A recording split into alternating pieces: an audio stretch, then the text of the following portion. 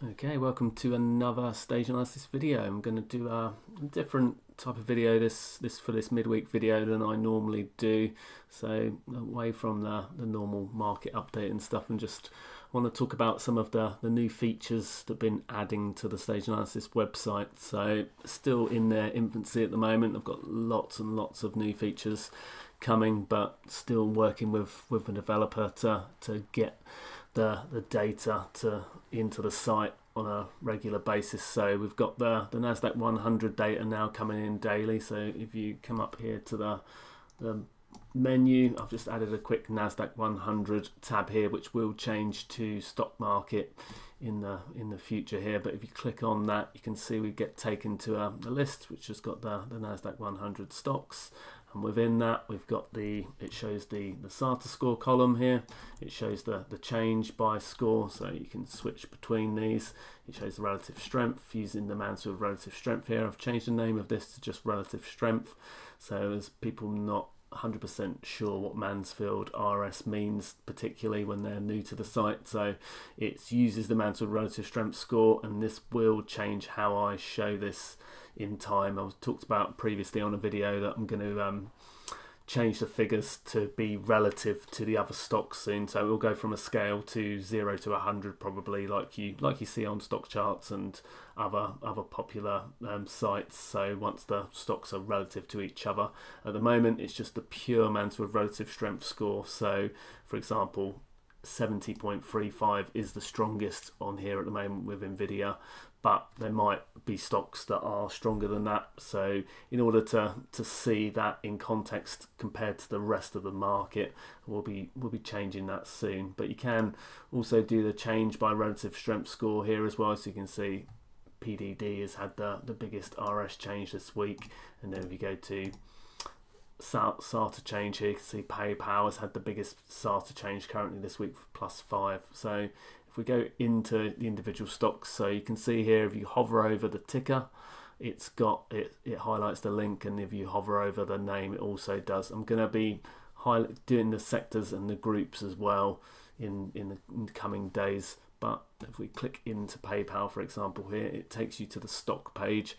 So on this page, I'm going to have lots and lots of features to do with stage analysis, and try and keep it simple and clean for you. I don't want to get everything in the way and keep it uncluttered. But at the moment, in the last few days, I've been adding some particularly powerful features here, which is something that I really want to get in. Really helps you with the forest to the trees approach. So you can see here we've got the sector and the group. So the group is actually the sub-industry.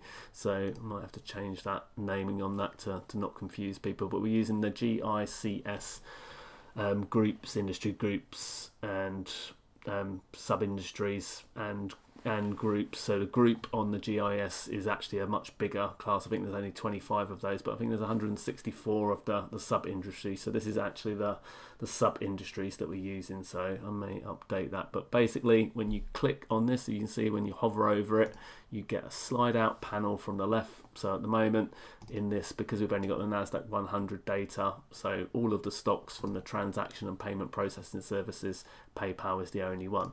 So if I go to a different stock here, so if we go find something like Nvidia, so you click on that in the ticker. So when you're in the ticker, you can click on it and change to whatever stock you want. As I said, at the moment, we've only got the Nasdaq 100 stocks here. So you can see here we've got semiconductors and we've got information technology. So both of these are clickable. So if you click into semiconductors here, you can see all of the stocks in the semiconductors group at the moment. So there are 2 semiconductors groups with the GICS data. So Nvidia here is the strongest. It's ordered first by Mansfield relative strength score and then by SATA score. So it keeps between the scores here. So you can see in the 9s we've got the 70. So 37 is the strongest of the 8s, then 18, then 8. So it goes from strongest to weakest within each SATA score. So you can see at the moment GFS has got a 0 score here. So compared to Nvidia, if we click into that now, you can see it's only in stage 1 at the moment, but it's got a score of 0 currently. So if we go back into these and come back to Nvidia, So again, if I click on the group data here, semiconductors, you can see it outlines that the stock that you're on. So if I go to Broadcom, for example, and we click on that again and come in, it outlines the stock and it outlines its position using its relative strength and SATA score. So you can see it's the fifth best stock in this group at the moment. But we don't just have the individual groups, we've also got the sector, which broadens this out considerably, and it also highlights the stock relative to the sector. So you can see at the moment it's what, 2, 4, 6, 8, 10, 12, like 13th in the information technology group at the moment. So with a SATA score of 7, so a 7 is a strong score, so tends to mean it's in stage 2 still. So if we look over here at the chart, you can see it's just pulling back into its 10-week moving average. It's still in stage 2, be considered late stage 2 at this point. And with a Mansfield RS score of 20.79 there, you can see it's well above the 0 line. So it's got a strong relative strength score at the moment, but you can see that relative strength has been pulling back over the last 2 weeks, and there is certainly a change of behavior here. So if we actually click into the stock again here, you can see it's dropped from a 10 here. So we've gone from a 10 to an 8 to a 7. So it's dropped down 3 over the last 3 weeks here. So definitely showing a little bit of change of behavior here. And if it does actually get worse from this point now, then potentially could start to move into what we call stage 2B minus, and even a chance of moving into stage 3 if there's more of a major change of character. But at the moment, still in stage 2, and been in stage 2 for a very long while, been a very strong stage 2 advance for this. So these are 2 of the new features that I've added for this. So you can go through all of the different groups. So we come back to the NASDAQ 100 here. You can order by group, you can order by sector, for example here. So if we go back to group, you can see if we go to the application software group, for example, look at CrowdStrike, go into application software, you can see all of the stocks from that group. You can see CrowdStrike is currently 3rd, but it's the strongest in terms of relative strength. So depending on how you want to look at it, in time I'm going to be creating a composite indicator as well that actually ranks the stocks compared to their group, compared to the sector, compared to the entire market. So not just based on the SATA score amounts of relative strength, we're going to be using different metrics in order to come up with a composite score as well, which I've already worked out.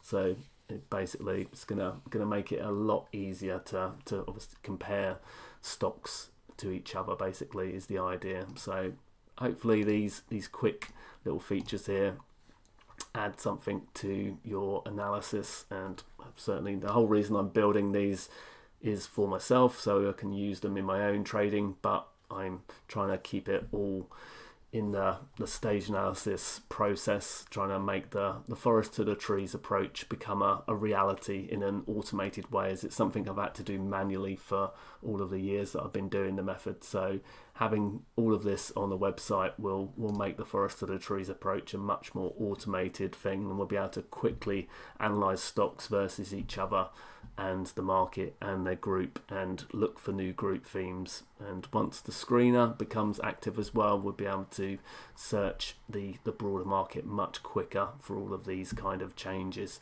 So it'll be less of a chore each day of going through. Each day I have to go through 500 to 1,000 stocks from my screens manually. So this will help to speed up that process, as some of the ones that slip through the cracks will be picked up automatically by the system. So hopefully these new features are helpful for you and you'll find them useful. There is one more little feature on here at the top, so you can see we've got these coloured bands. I'm also going to add the percentages up here, so I haven't got the design sorted out for how I want that done yet, so I just added the band initially. So it shows red is basically all of the week scores, so from at the moment 0 to 3 range there, and then you've got the 4 to 5 are neutral, so the blue, and then 6 to 10 are the strong range. So at the moment there's 50%, as you can see here, and just roughly you can't see the percentages, but there's 50% in the strong zone, there's 25% neutral, and there's 25% weak. So that shows you that we're tilted to the stronger side of the market, i.e. we're more in likely in a stage 2 type environment at the moment. So these kind of snapshots, once we've got the S&P 500, the mid caps, the small caps, S&P 1500, the NYSE, the Nasdaq Composite, etc., we'll be able to combine all of that data. We'll be able to get a true picture of what's going on in the market from a stage analysis perspective. So hopefully you're as excited as me about all of these new features, and I will continue adding them in. And so, but any questions, let me know. I will see you on the next one.